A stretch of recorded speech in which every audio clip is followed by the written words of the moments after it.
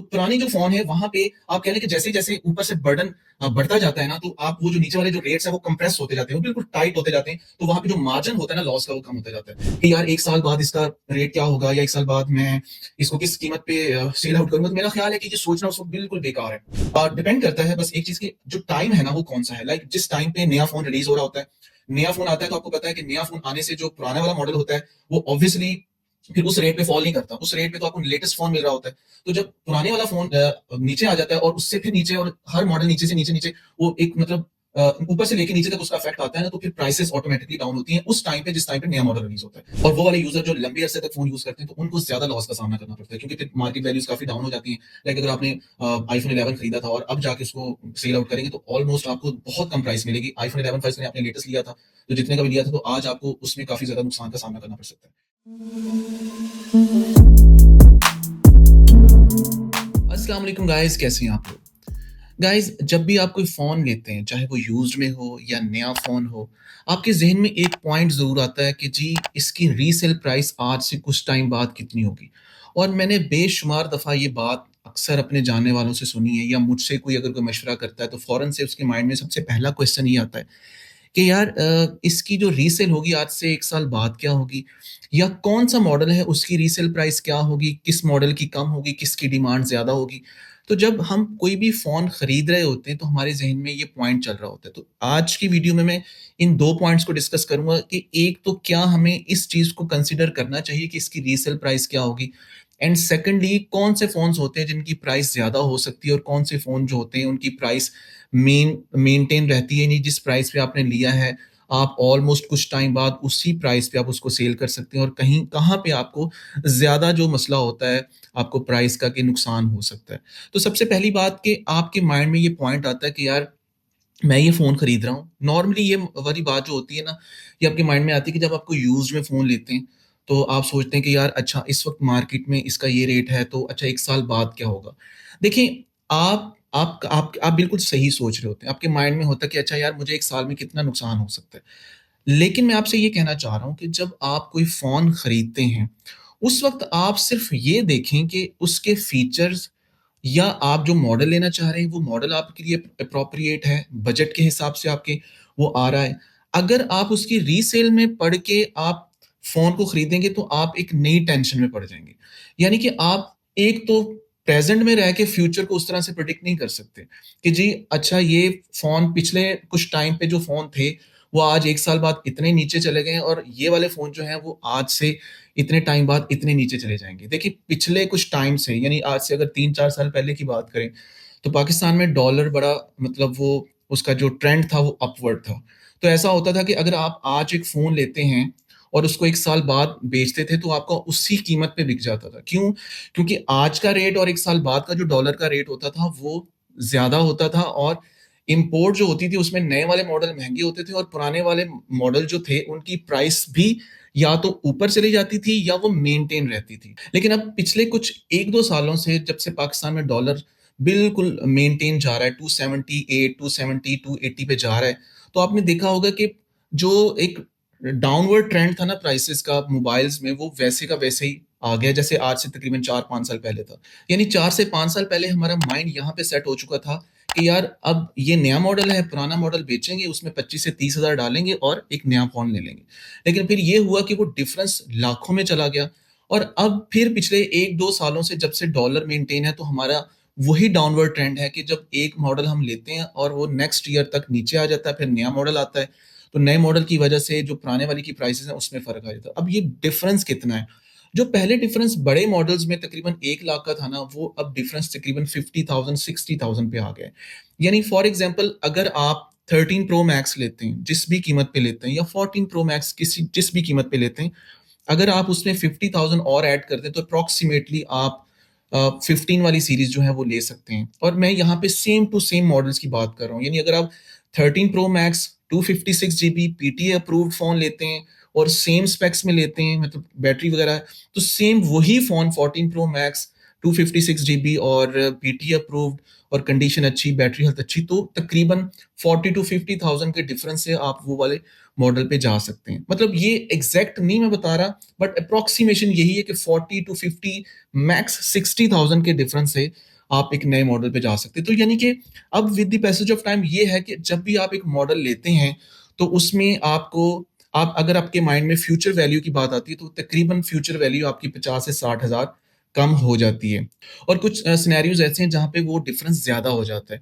For example अगर आप बड़े वाले मॉडल लेते हैं, लाइक अगर आज से एक साल पहले लोगों ने 15 प्रो मैक्स लिया था, 1.5 साल तकरीबन हो गया है, अब तो 15 प्रो मैक्स को, 15 सीरीज को आए हुए, तो अब देखिए जिन्होंने 500 लैक्स तक वो फोन लिए थे, तो आज वही फोन जो है वो 350, 325, यानी 3,25,000 तक, 3,50,000 तक वही फोन बिक रहे हैं। यानी कि एक साल, सवा साल के अंदर उन लोगों को तकरीबन 1,25,000 या 1.5 लाख तक यानी कि वो लॉस हुआ है। यानी कि इसमें वो डेप्रिसिएशन हुई कह लें या मार्केट डिवैल्यूएशन हुई है, जो भी इसको समझ लें, यानी कि वो 1.5 लाख का सादा लफ्जों में वो नुकसान हुआ है।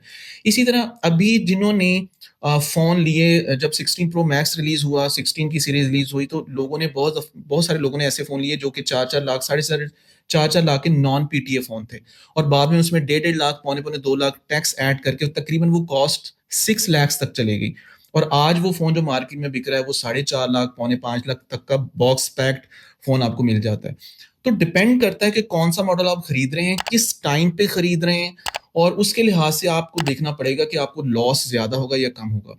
अमूमन ऐसा होता है कि जो पुराने वाले मॉडल होते हैं ना, जैसे 12 की सीरीज है, 11 की सीरीज है, या 13 की सीरीज है, इवन 14 की सीरीज भी है, इनके अंदर जो अब इनकी जो प्राइसेस में कमी आती है ना, फ्यूचर की जो आप अगर प्रिडिक्शन करते हैं कि यार कितना लॉस होगा, तो वो as compare to latest model उतना ज्यादा नहीं होता। यानी अगर फर्ज करें, मैंने अभी आपको थोड़ी देर पहले बताया कि 40 टू 50,000 का गैप आता है, तो छोटे वाले जो मॉडल है वहां पे और गैप कम होता जाता है।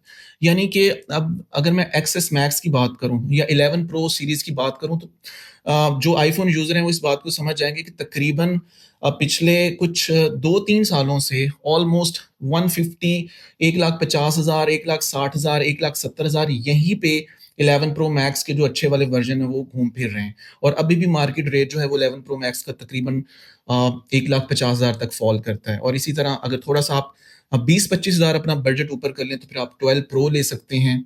और अगर आप 2 लाख या तकरीबन 1,90,000, यानी डिपेंड करता है कि किस तरह की डिवाइस है। अगर अच्छी डिवाइस है तो 2 लाख तक, और अगर नॉर्मल डिवाइस है तो 12 प्रो मैक्स आप तकरीबन 1,80,000, 1,90,000 तक भी पीटी अप्रूव ले सकते हैं पाकिस्तान में। और इसी तरह अगर आप 12 में जाते हैं तो 12 जो है वो आपको ऑलमोस्ट उसी 11 प्रो वाली जो रेंज है, 11 प्रो मैक्स या 11 प्रो वाली जो प्राइस है उसमें मिलता है। यानी कहने का मतलब ये है कि अब इनमें जो लॉसेस हैं वो इतने ज्यादा नहीं होते। लाइक अगर आप 11 प्रो मैक्स अगर किसी ने पिछले साल लिया होगा, आज भी वो उसका जो रेट है ना वो औने पौने वहीं पे फॉल कर रहा है। तो पुराने जो फोन है वहां पे आप कह लें कि जैसे जैसे ऊपर से बर्डन बढ़ता जाता है ना, तो आप वो जो नीचे वाले जो रेट्स हैं वो कंप्रेस होते जाते हैं, वो बिल्कुल टाइट होते जाते हैं। तो वहां पे जो मार्जिन होता है ना लॉस का वो कम होता जाता है। और हमेशा जो ज्यादा लॉस होता है ना वो हमेशा जो ऊपर वाली जो लेयर होती है ना, लेटेस्ट मॉडल वाली, वहां पे होता है। लेटेस्ट में सबसे ज्यादा होता है, फिर उससे दूसरे वाले मॉडल में, फिर उससे तीसरे वाले मॉडल में, और फिर आहिस्ता आहिस्ता जैसे जैसे आप नीचे जाते हैं तो वो जो डिफरेंस होता है वो कम होता जाता है। सो बात करने का मकसद है कि अगर आप at the time of buying ये सोच रहे हैं कि मुझे इसमें कितना लॉस होगा, फ्यूचर में क्या होगा, किस तरह से होगा, तो इससे आपकी जो बाइंग होगी ना वो डिस्टर्ब होती है। फॉर एग्जाम्पल अगर आपको एक बहुत अच्छी डिवाइस मिल रही है, बहुत अच्छी कीमत पे मिल रही है, और आपके जहन में ये भी चल रहा है कि यार एक साल बाद इसका रेट क्या होगा, या एक साल बाद मैं इसको किस कीमत पे सेल आउट करूंगा, तो मेरा ख्याल है कि ये सोचना उस वक्त बिल्कुल बेकार है। जो भी मार्केट प्राइस है अच्छे से मार्केट प्राइस विजिट करें, देखें, अच्छी डिवाइसेस को देखें, अच्छे शॉपकीपर्स के पास जाएं जहां पे आप अच्छे से ट्रस्ट कर सकते हैं, आप बाय करें, और देखें कि आपने उसको यूटिलाइज करना, आपने यूज करना फोन को। और फिर एक साल बाद जो भी मार्केट वैल्यू होगी, जिस तरह से भी होगा, आप उस कीमत पे उसको सेल आउट कर सकते हैं। यानी अगर आप ना भी सोचें और सोचें भी तो दोनों सूरतों में फर्क कोई नहीं पड़ना। यानी कि जो उस वक्त मार्केट वैल्यू होगी आपका फोन उसी हिसाब से जाएगा। हाँ, बस एक चीज का ध्यान रखें कि अगर आप मार्केट में शॉपकीपर को कोई चीज सेल आउट करते हैं तो डेफिनेटली उन्होंने अपना मार्जिन प्रॉफिट रख के, उन्होंने जो बिजनेस करना होता है अपना, उनका भी एक ज़ाहिर है बिजनेस है, रिस्क लगा हुआ है, तो उन्होंने भी अपना मार्जिन रख के आपसे चीज बाय करनी है। इसी तरह अगर आप डायरेक्ट देते हैं परचेज़र को लाइक ओएलएक्स पे या फ़ेसबुक पे ऐड लगा के सेल करते हैं, तो आपको नुकसान उसमें कम होता है।